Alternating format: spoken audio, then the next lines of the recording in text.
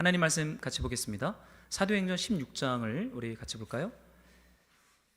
16절에서 19절입니다. 네, 우리 하나님 말씀 우리 교독으로 함께 읽도록 하겠습니다. 사도행전 16장 16절로 19절입니다. 저부터 읽겠습니다. 우리가 기도하는 곳에 가다가 점치는 귀신 들린 여종 하나를 만나니 점으로 그 주인들에게 큰 이익을 주는 자라.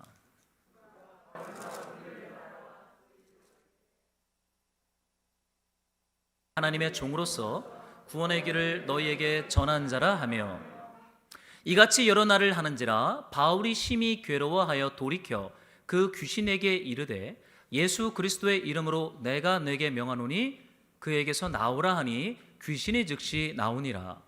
여종의 주인들은 자기 수익의 소망이 끊어진 것을 보고 바울과 실라를 붙잡아 장터로 관리들에게 끌어갔다가.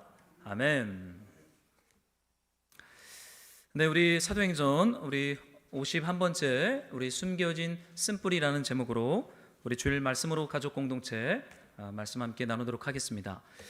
여러분 한 주간 잘 지내셨습니까? 네, 그래도 우리 오랜만에 또 한 주 만에 우리 성도들 함께 배웠는데요. 우리 앞뒤 좌우분들과 함께 우리 평화의 인사, 우리 사랑의 인사 좀 함께 하겠습니다.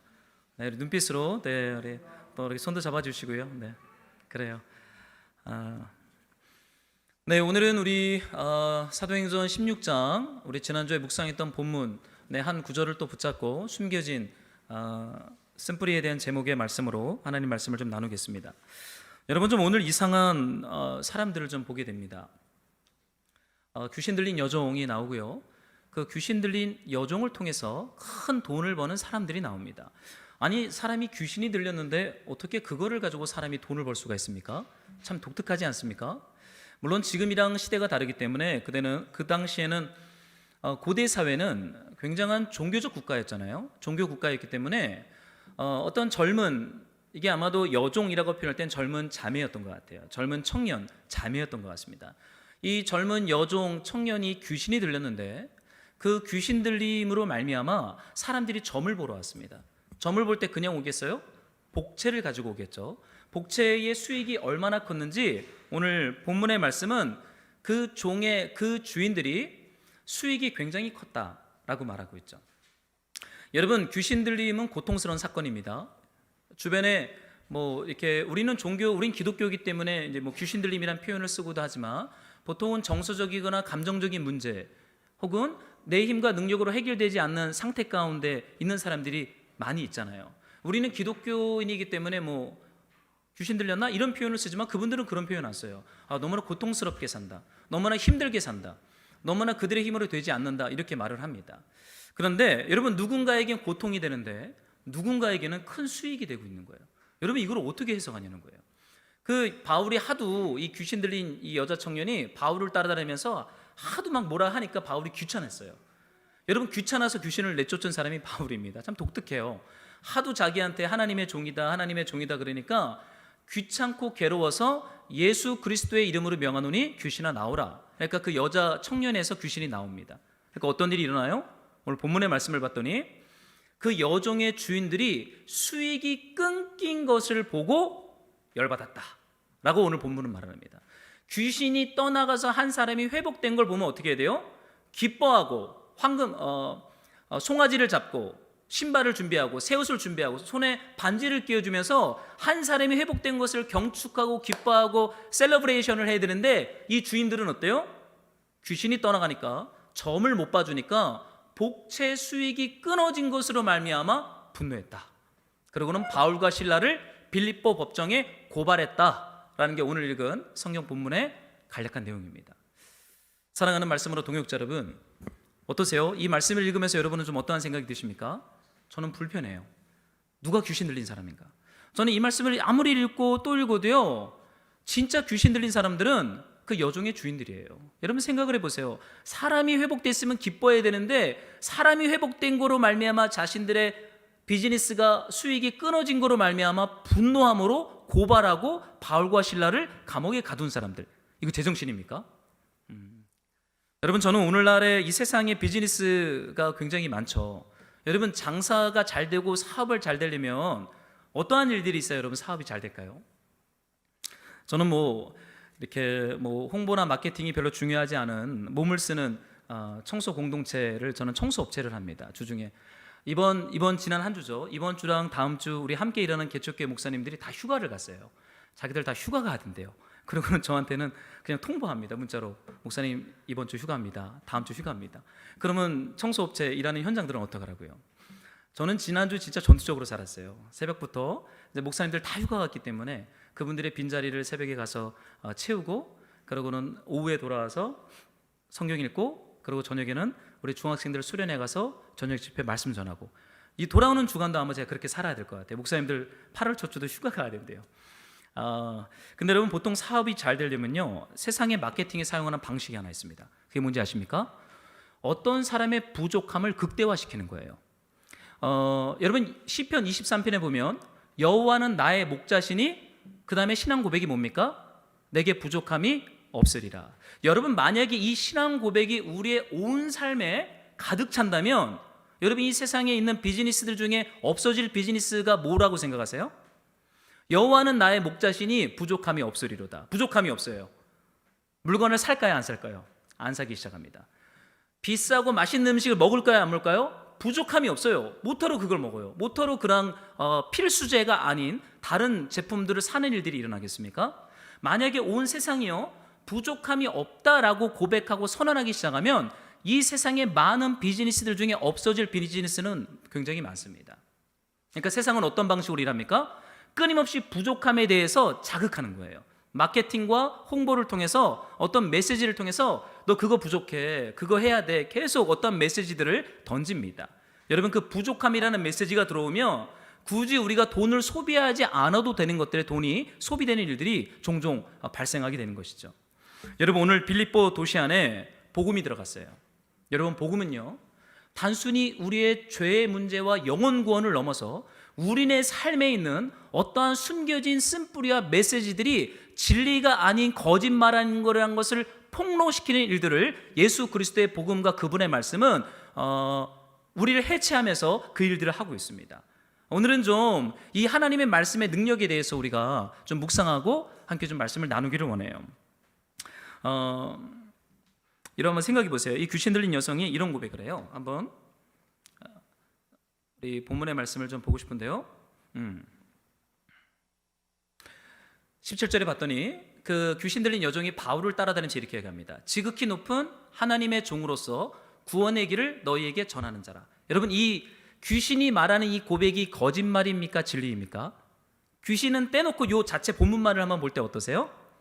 지극히 높은 하나님의 종, 바울과 그 사도들 하나님의 종이죠. 또한 하나님의 구원의 길을 빌립보 도시에 전하기 위하여 성령께서 보내신 사역자들입니다. 여러분 이게 맞는 말이에요. 진리입니다. 그런데 여러분 귀신은 하나님에 대한 지식이 정확히 알고 있어요.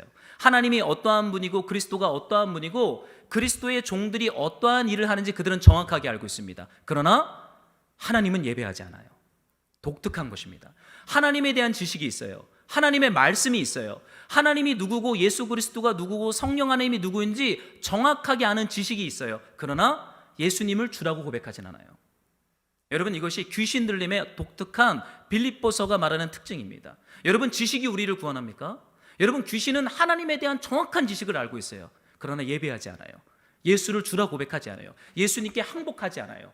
그들은 끊임없이 자신을 하나님으로부터 멀리 떨어지게 만드는 일들을 이 올바른 지식이 하고 있습니다. 독특한 거예요.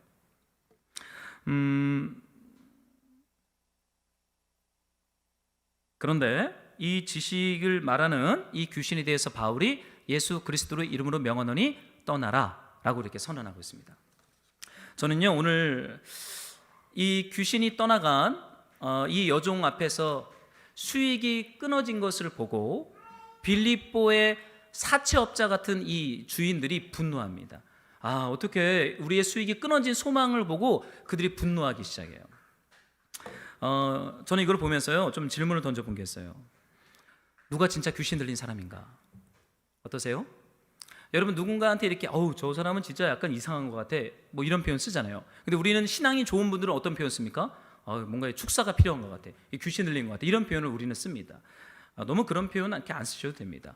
그런데 중요한 것은 이 빌립보에서 드러내는 것은 진짜 귀신 들린 사람은 이 여종이라기보다는 그 여종을 통해서 수익의 소망이 끊어진 것을 굉장히 분노하는 그 똑똑한 사람들, 그들이야말로 귀신 들린 사람들이 아닌가라고 빌립보는 고발하고 있어요.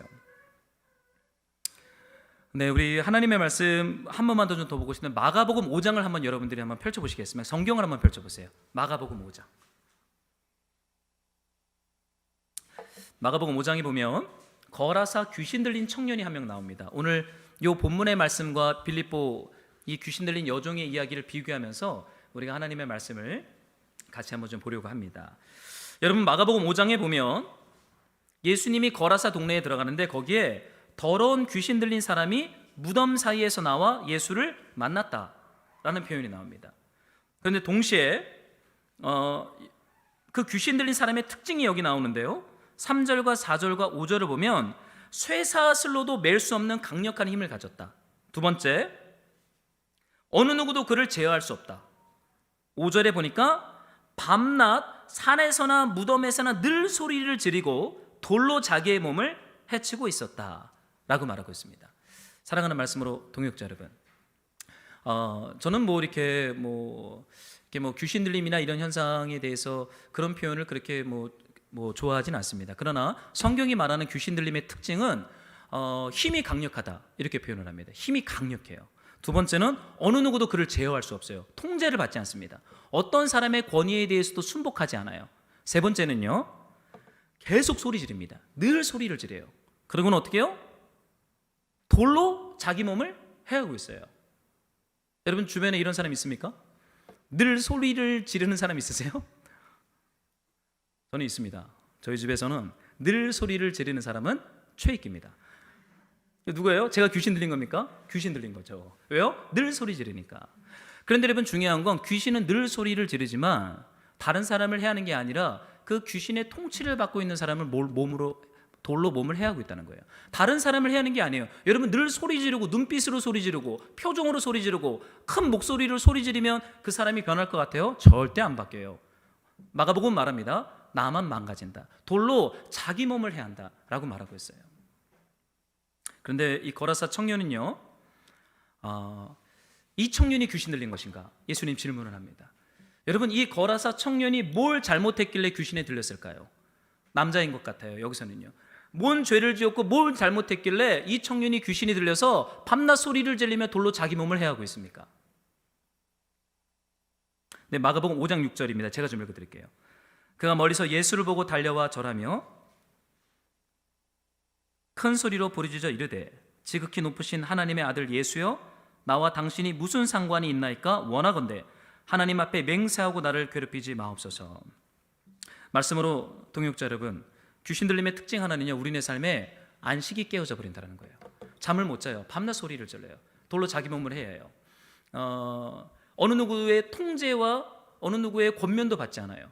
근데 그것은 자신의 인생과 영혼을 망가뜨리는 상태 가운데 있는 걸 이 귀신 들림의 특징으로 마가복음은 정의하고 있습니다. 근데 이거를 구약적 표현으로 쓰면은 안식이 깨어졌다. 우리네 삶의 안식이 깨어져 버렸어요. 밤과 낮이 바뀌어 버렸어요. 밤에는 잠을 자고 낮에는 노동해야 됩니다. 이게 질서예요. 소리는 지르는 것이 아닙니다. 소리는 잠잠하고 할 말이 있으면 객관적으로 조용히 이야기해야 됩니다. 그러나 이 사람은 안식이 깨져서 소리를 지릅니다. 돌은 몸을 치는 데 쓰는 게 아닙니다. 돌은 바닥에 가만히 있어야 돼요. 근데 그 돌로 자기 몸을 칩니다. 안식이 깨어진 사람. 그런데 여러분 중요한 것은 이 거라사 동네라는 거예요. 거라사 동네.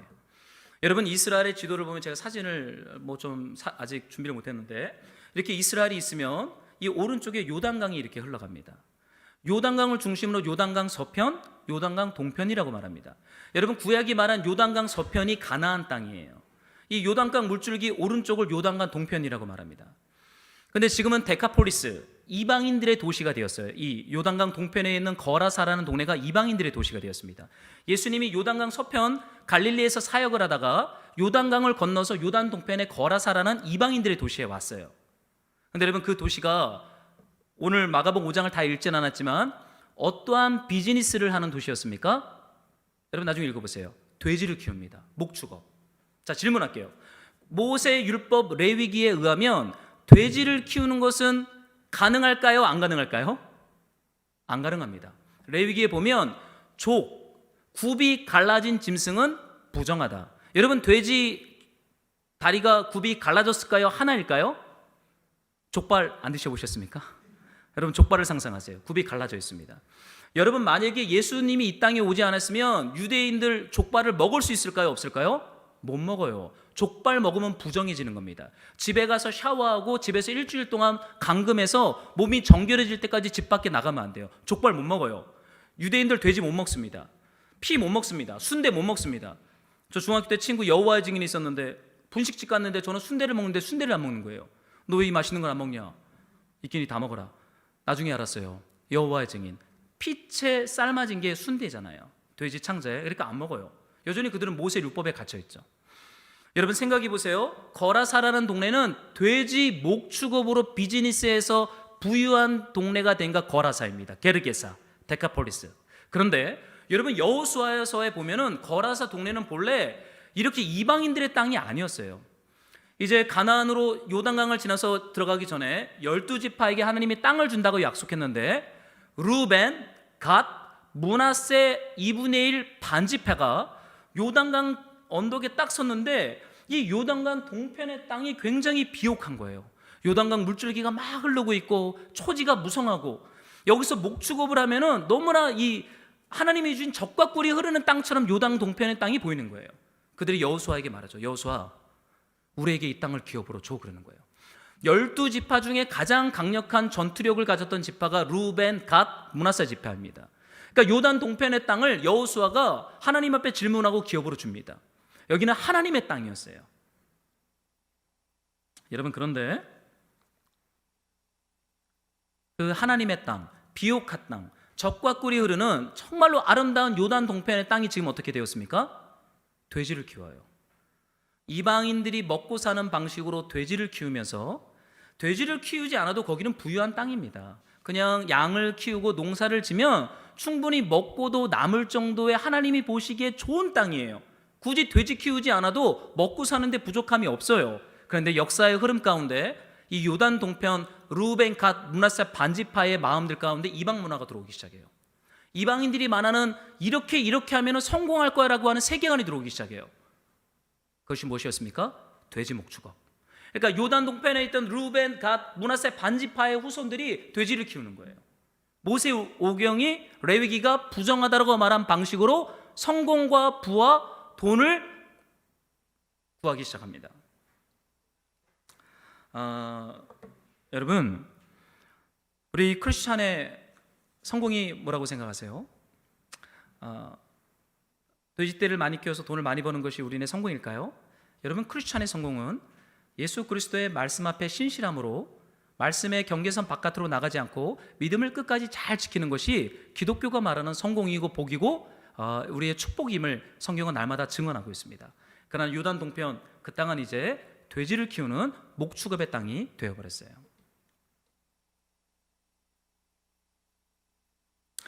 여러분, 이 거라사 청년이 귀신이 들렸는데 예수님이 이제 그 청년한테 그 청년을 자유케 하고 구원하기 위해서 예수 그리스도의 이름과 그분의 권세로 귀신을 내쫓습니다.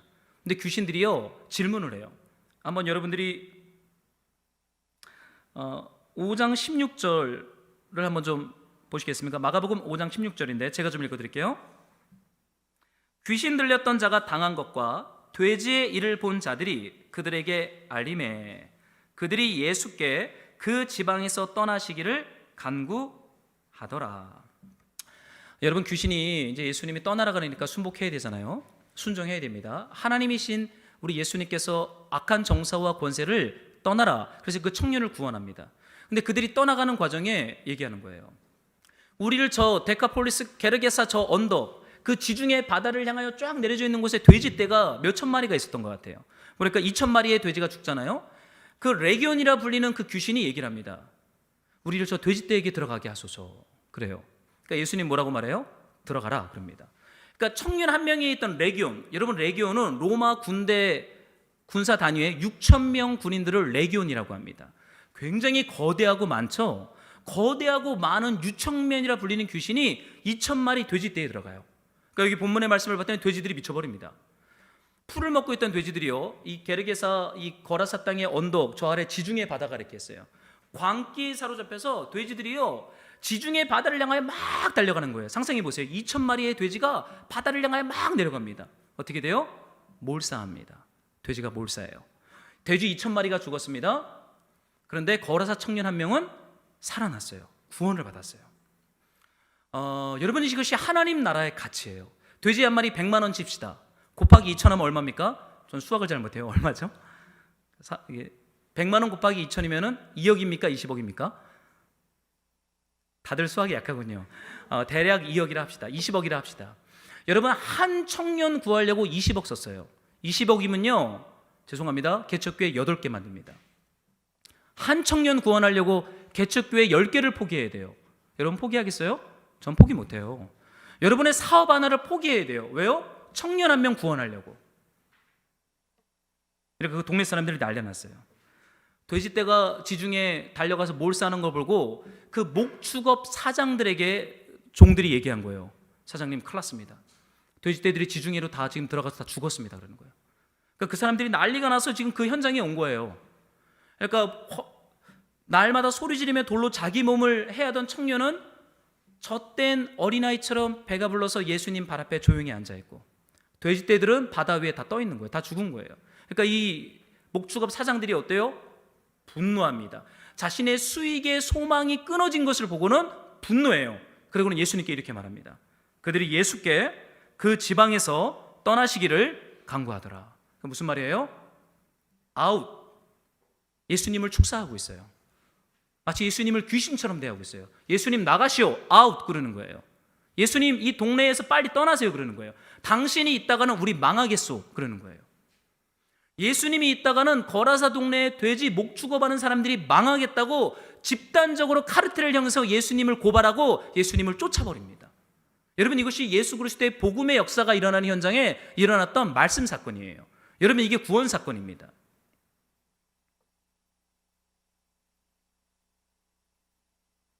한번 질문할게요. 여러분, 거라사 동네에 진짜 귀신 들린 사람 누군 것 같습니까? 누가 귀신 들린 거예요? 거라사 동네 사장님들입니까? 아니면 날마다 무덤에 있었던 이 청년이 귀신 들린 것입니까? 저는 제가 볼 때요, 이 청년이 귀신 들릴 수밖에 없었던 이유가 있었던 것 같아요. 그것은 거라사 동네의 폭력 때문입니다. 거라사 동네의 갑질 때문입니다. 거라사 동네의 말도 안 되는 경제적인 이 불균형, 이 폭력 속에서 이 청년이 살 수가 없는 거예요. 아무리 살려고 해도 살 수 없는 이 지옥 같은 현실 속에서 마지막 이 청년이 선택한 게 뭐예요? 소리 지르는 삶. 여러분, 사람이 진짜 힘들잖아요? 그럼 소리 질러야 됩니다. 소리 안 지르잖아요? 그럼 인생 끝난 거예요. 여러분, 누군가가 막 소리 지르는 사람 옆에 있으세요? 그럼 살고 싶다라는 거예요. 아, 지금 저 사람이 살고 싶어서 저러는구나. 그럼 어떻게 해야 돼요? 궁일이 여겨야 돼요.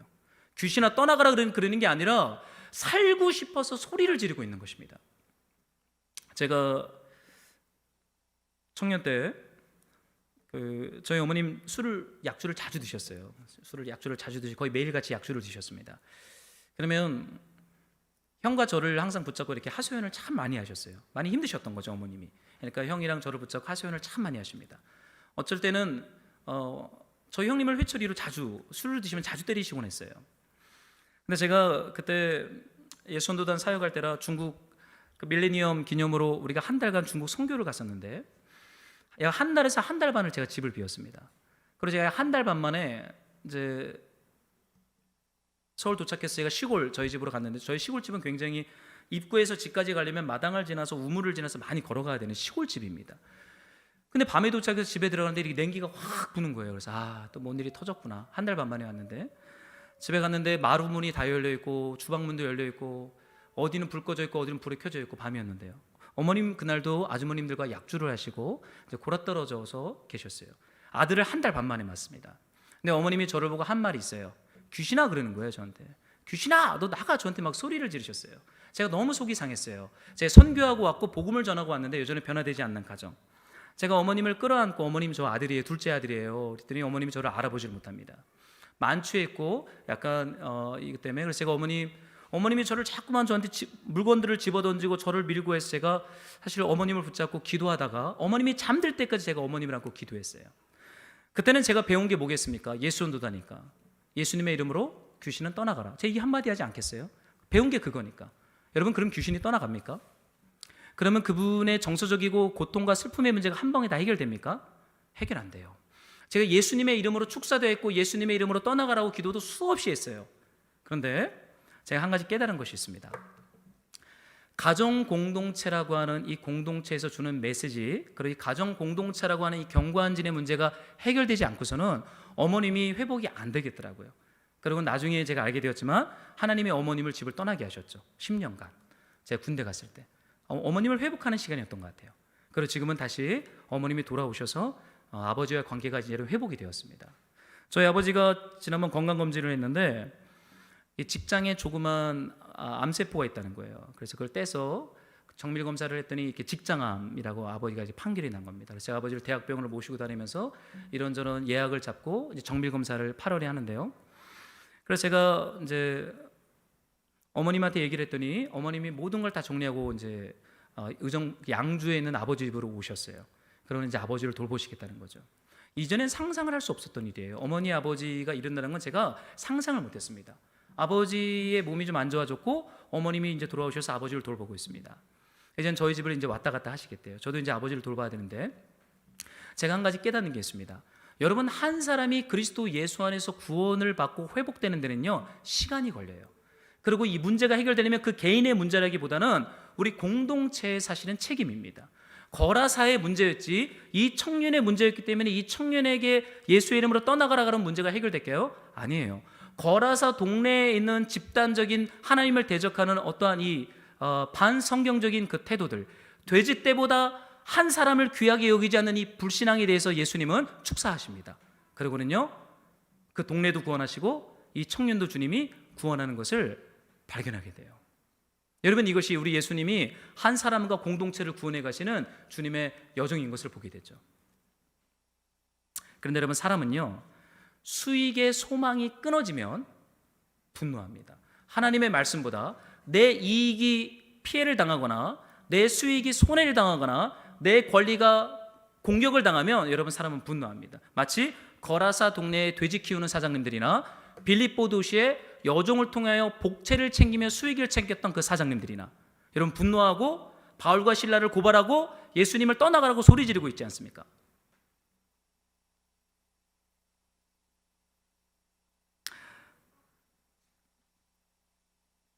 여러분, 그 청년이 이제 예수님 앞에 나옵니다. 한번 여러분들 좀 같이 좀 읽어볼까요? 우리 마가복음 5장 6절을 한번 같이 읽어보겠습니다.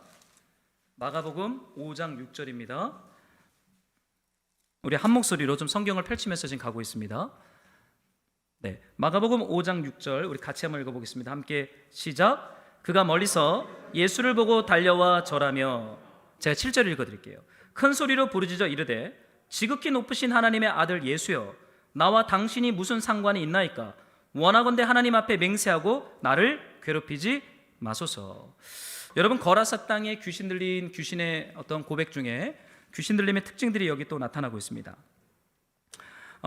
예수님께 이 귀신이 뭐라고 말해요? 지극히 높으신 하나님의 아들 예수여. 진리를 말해요. 우리 예수님이 지극히 높은 하나님의 아들이라고 하는 신앙 고백을 합니다. 누가요? 귀신이. 그런데 그 뒤에 어떠한 고백이 나옵니까?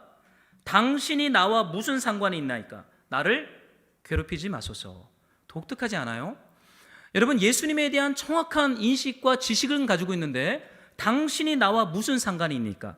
나를 괴롭히지 마소서. 무슨 말이에요? 나는 당신과 관계하지 않겠다라는 거예요. 예수님이 하나님의 아들이고 메시아고 구원자인 건 아는데 예수님을 예배하지 않아요. 예수님과 관계를 맺지 않아요. 예수님을 따라가지 않아요. 당신과 나와 무슨 상관일까? 간섭하지 마옵소서. 나를 괴롭히지 마옵소서. 이렇게 얘기를 해요. 여러분, 이 귀신 안에 있는 지식은 오히려 예수님을 대적하고 그분과의 관계를 단절하고 있습니다.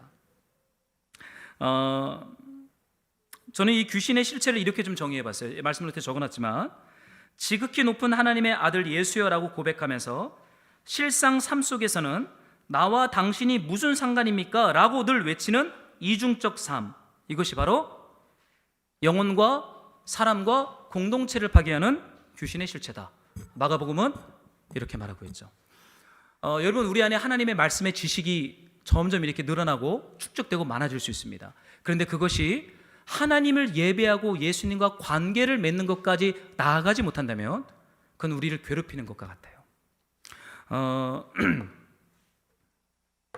제가 이번 주에 우리 청소 공동체도 좀 바빴고, 이제 양주에 우리 중동부 아이들, 제가 이제 방학 사역이 좀 시작이 돼서 이제 8월 말까지는 이제 목요일 금요일은 계속 이렇게 수련회를 제가 섬기러 갑니다. 이제 중동부 수련회를 시작을 했는데요. 제가 좀 목요일 날 일찍 갔어요. 제가 양주에 있는 한 숲속에 있는 산장이었는데 제가 좀 1시간 일찍 도착해서 제가 좀 산책을 하다가 이제 집회를 들어가려고 산책을 좀 하고 있었습니다. 저희 중학생들이 막 공 차고 있고 막 족구하고 있더라고요. 뭐 제가 누군지 모르죠. 뭐 어떤 아저씨가 뭐 산책하나 보다 그래서 제가 산책을 하는데, 제가 그때 좀 몸도 좀 많이 힘들고 마음도 좀 많이 힘들 때였어요. 힘들다. 제가 이제 이렇게 힘든데 내가 아이들한테 말씀을 잘 전할 수 있을까 좀 미안했어요. 아이들한테 설교 준비는 했고 기도는 했는데 제가 마음이 좀 힘들어서 아이들한테 내가 말씀을 잘 전할 수 있을까 좀 낙심이 돼 있을 때였습니다. 근데 제가 이 숲을 이렇게 산책하는데 강아지 풀들이 이렇게 막 있는 거예요. 근데 제가 이 풀들을 이렇게 산책하면서 묵상하는데 나무는 안 보이고 제가 풀들만 눈에 들어왔어요. 왜냐면 제가 낙심이 돼서 땅만 보고 걷고 있었거든요. 근데 이렇게 풀을 보는데 그때 마태복음 6장의 말씀이 제 마음을 탁 치는 거예요. 이 들의 풀이 솔로몬이 받은 영광보다 하나님의 영광을 더 크게 입었다라는 말씀이 계속 이렇게 되새김질되는 거예요. 제가 그래서 그걸 계속 묵상했어요. 이 작은 강아지 풀이 뭐라고 구약의 그 하나님의 영광을 크게 입었던 솔로몬이 받은 영광보다 이 가련하고 바람에 흔들리는 저 강아지 풀이 하나님의 영광을 더 많이 입었대요. 염려하지 마라. 그러면서 저한테 주님이 믿음이 작은 이끼야 이렇게 말씀하십니다. 그런데 제가 그 말씀을 묵상하다가 주님이 저에게 주셨던 메시지가 하나 있어요. 사실 저는 개척교회가 강아지 풀 같아요. 제가 교회를 개척하고 목회를 해가는데 풀 같아요. 이리저리 사람들이 밟아요. 이리저리 사람들이 무시해요. 그래서 때로는 마음이 상할 때가 있어요. 큰 나무였다면 무시했을까? 큰 거목이었다면 가볍게 여겼을까? 제가 마음이 많이 상했습니다. 그래서 제가 주님께 그랬어요. 주님, 개척교회가 저 풀입니까? 그래서 지나가는 사람들이 그냥 밟고 지나가는 그냥 풀입니까? 그래서 주님께 그랬습니다. 제가 풀로 살겠습니다. 제가 주님 앞에 풀로 살겠습니다. 그러나 제가 주님께 한 가지 구합니다.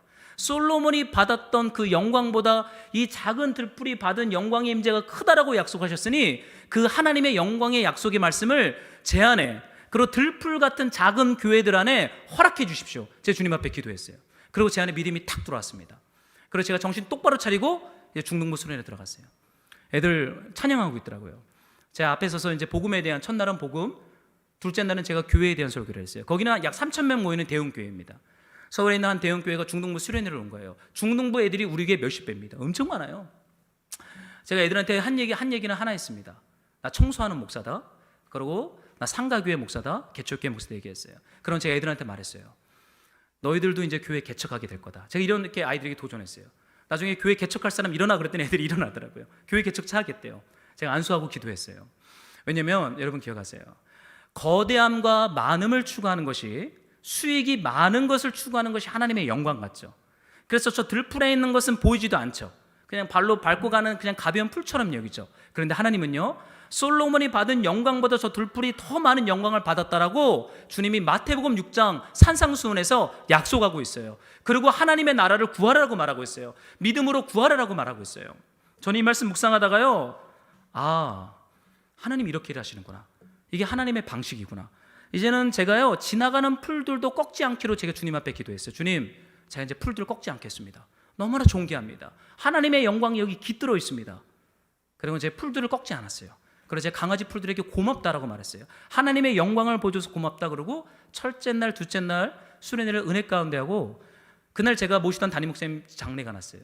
제가 금요일 날 집회가 10시에 끝나서 전라북도 익산을 제가 곧바로 쌌습니다.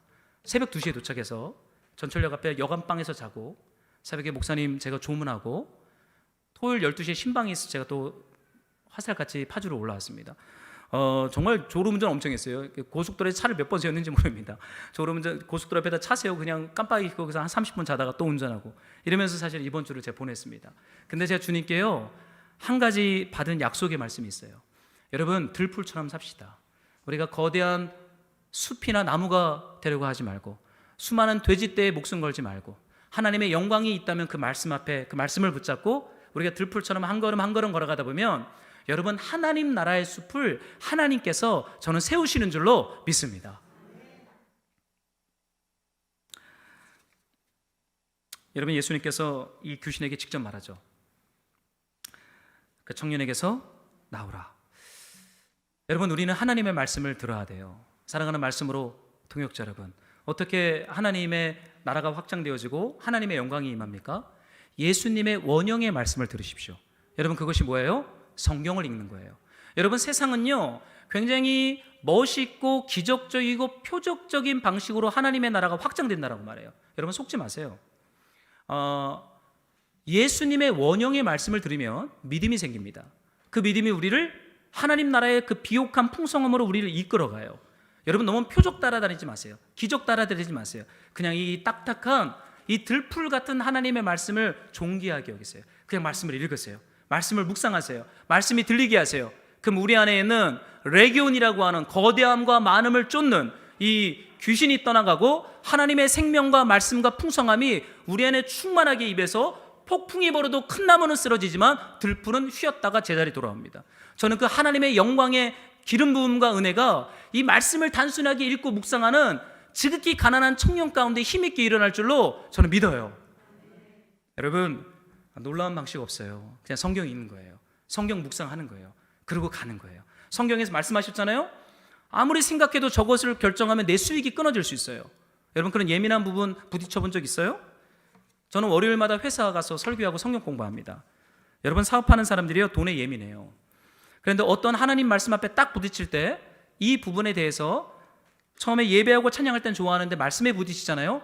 힘들어합니다. 그러나 저는요, 말씀이 우리 안에 오셔서 그 말씀이 우리의 영혼만 구원하는 게 아니라 우리의 수익의 소망이 되는 것까지 터치할 때, 말씀의 가치냐 내 수익의 소망이라 할 때 여러분, 우리는 말씀을 결정해야 돼요. 여러분, 가난해질 것 같고 죽을 것 같죠? 그렇지 않습니다. 하나님이 먹이시고 입히시고 돌보시면서 저는 우리를 인도할 줄로 저는 믿어요. 저희 교회 한 번도 마이너스 난 적 없어요. 개척하고 나서요 한 번도 굶은 적 없습니다. 한 번도 빚진 적 없어요. 오히려 빚졌다가 빚 다 갚았습니다. 이제 우리 교회 빚 없습니다. 다음 주에 제 재정 보고하겠지만 빚 없어요. 그리고 우리 교회가 있는 건 하나 딱 있습니다. 사랑의 빚. 사랑의 빚 이외에는 빚지지 않아요. 혹시라도 주님이 우리에게 예배당을 건축할 때도 저는 웬만하면 대출받지 않을 거예요. 사랑의 빚 이외에는 우리가 빚을 짓지 않는 이 원칙을 가지고 주님 따라갈 거예요. 왠지 아세요? 하나님은 우리에게 공급하시는 하나님인 줄로 믿기 때문이에요. 여러분, 말씀을 들으면 우리 삶은 살아나기 시작해요. 온전해지기 시작해요. 그렇지만 수익의 소망이 끊어지는 것처럼 보일 수 있어요. 빌립보의 그 주인들처럼. 그러나 그 수익의 소망이 끊어져야 그 빌립보 사장들은 구원받을 수 있어요. 거라사 동네에서 돼지 키우는 그 사장님들, 돼지떼가 지중해에 다 빠져 죽어야 그래야 구원받을 수 있어요. 왜요?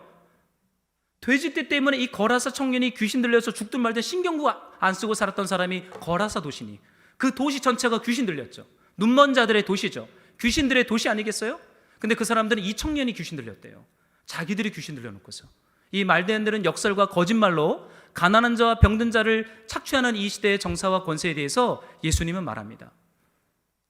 돼지에게 들어가라. 그리고는 늘 소리 지르던 청년이 회복됩니다. 사랑하는 말씀으로 동역자 여러분, 누가 귀신 들린 자입니까? 저는 예전에 이 빌립보 도시 이 사건을 묵상하면서 왜 이런 얘기를 여기에 기록해 놨을까? 저는 사실은 이 말씀 묵상할 때 빌립보 교회 개척 멤버가 귀신 들렸던 여종, 자살하려고 했던 빌립보 감옥의 간수, 돈에 중독되었던 자색 옥감 루디아, 이 세 명이 빌립보 교회 개척 멤버였잖아요.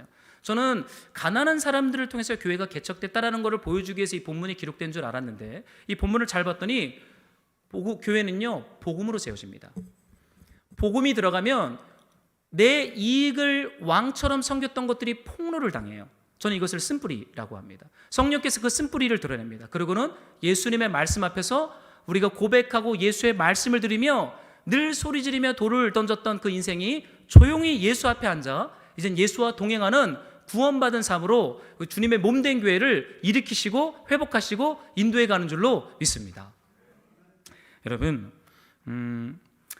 조용히 하나님 말씀 앞에 앉아있는 시간들을 빼앗기지 마세요. 바쁘시죠? 저도 정말 이렇게 시간을 쪼개서 사용하지 않으면 안 될 정도로 정말 바빠요. 왜냐하면 책임져야 할 교회가 있고 책임져야 할 청소업체가 있고 또 돌아봐야 할 양들이 있어요. 얼마나 바쁜지 모르겠어요. 그러나 진짜 바빠도요, 하나님 말씀 읽는 거 놓치잖아요. 우리는 레기온을 추구하게 돼요. 거대함과 많음 앞에 우리가 함락을 당해버려요. 아니에요. 들풀처럼 가세요. 힘없고 초라하고 바람에 흔들리는 들풀, 여러분 하나님의 나라는 그렇게 시작됩니다. 그래서 저는요 이제 제 들풀을 자랑하기로 결정했어요. 이제는 뭐 그래, 밟으려면 밟아라, 밟고 가려면 가벼시 질며시 밟고 가세요. 이렇게 요즘 주님 앞에 기도하고 있어요. 들풀이면 어때요? 이름도 없으면 어때요? 그렇게 주님 앞에서 우리가 주님의 나라를 꿈꾸면서 들풀처럼 살아가다가 그렇게 주님 앞에 소망하는 그런 말씀으로 충만한 우리 동역자들이 되기를 예수 그리스도의 이름으로요 축복합니다. 우리 이 말씀을 가지고 우리 좀 주님 앞에 찬양하면서 기도합시다.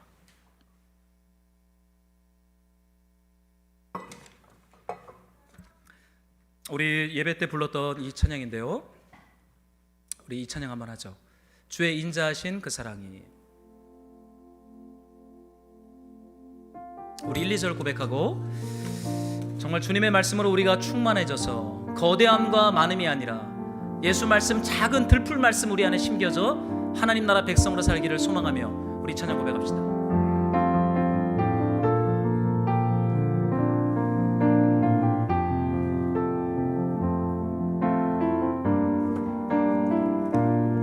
주의 인자하신 그 사랑이, 주의 인자하신 그 사랑이 내 생명보다 나으며, 위로하시는 주 손길은, 위로하시는 주 손길이 내 눈물보다 귀하다. 변함이 없는 주님의 임재, 변함이 없는 주 임재가 내 근심보다 가깝고, 주님 흘리신 그 보혈은, 그 보혈은 내 상처보다 진하다. 변함이 없는 주 임재가, 변함이 없는 주 임재가 내 근심보다 가깝고, 주님 흘리신 그 보혈이 내 상처보다 진하다.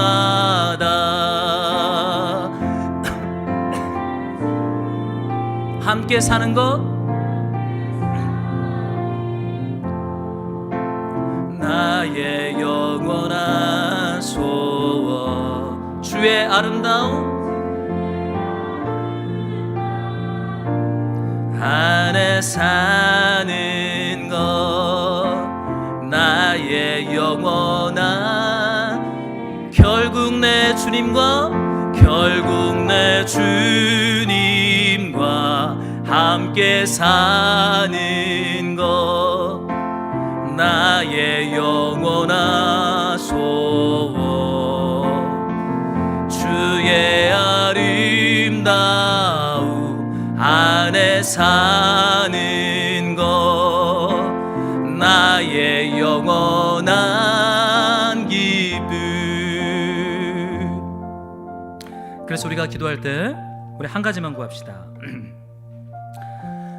6,000마리나 되는 레기온 돼지떼가 없어도, 복채를 벌어다 줄 여종의 능력이 사라져서 수익의 소망이 끊어져도, 주님 약속하신 예수 그리스도의 원형의 말씀, 예수 그리스도의 영광의 임재, 우리 하나님의 사랑과 말씀의 능력, 솔로몬이 누렸던 영광보다 이 작은 들풀이 더 풍성하게 누리고 있다라고 하는 이 신실한 약속의 말씀이 성령 안에서 우리 안에 부음받게 하여 주시옵소서. 우리가 들풀처럼 때로는 거라사와 빌립보를 걸어야 될지라도 주님의 몸된 교회가 세워지고 말씀의 능력이 누룩처럼 퍼져나가며 잃어버린 영혼들이 예수 앞에 구원받는 역사가 내 인생을 통하여, 내 삶을 통하여 마르지 않도록 하나님의 영광으로 우리 안에 기름 부어 주시옵소서. 우리가 한번 같이 말씀 붙잡고 주님 앞에 기도하며 나아가겠습니다. 주님, 성령 하나님, 우리에게 그 말씀의 능력과 성령의 능력으로 날마다 기름 부어 주시옵소서. 하나님의 영광을 우리 안에 충만하게 허락하여 주시옵소서. 흔들리는 갈대처럼, 흔들리는 들풀처럼 우리가 주님을 따라가지만 성령이여 우리를 붙잡으시고 약속하신 하나님의 영광과 말씀으로 우리에게 기름을 부어주시기를 소망합니다. 주님, 우리가 레기온 거대함과 많음을 추구하지 아니하고 날마다 예수 앞에 앉아 조용히 말씀을 읽고 묵상하며 예수의 사람으로 날마다 거듭나며 회개하며 성숙하며 복음을 전하는 주님의 몸된 교회로 주님 우리를 새롭게 하여 주시옵소서. 주님, 주님,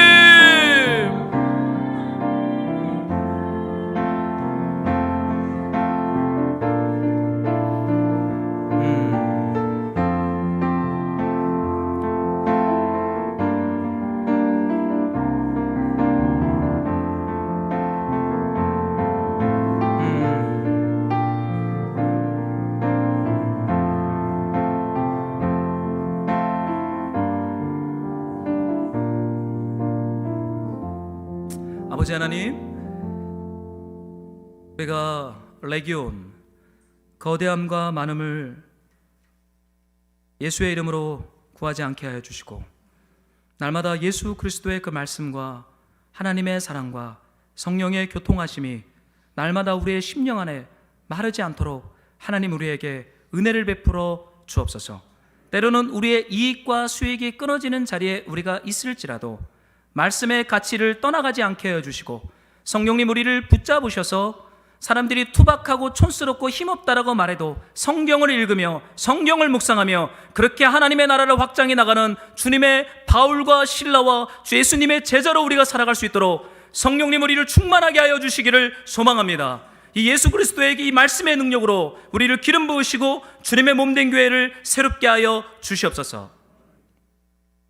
주님 사랑하는 마음으로 예물을 봉헌하오니 열방과 파주선교회 사용하여 주옵소서.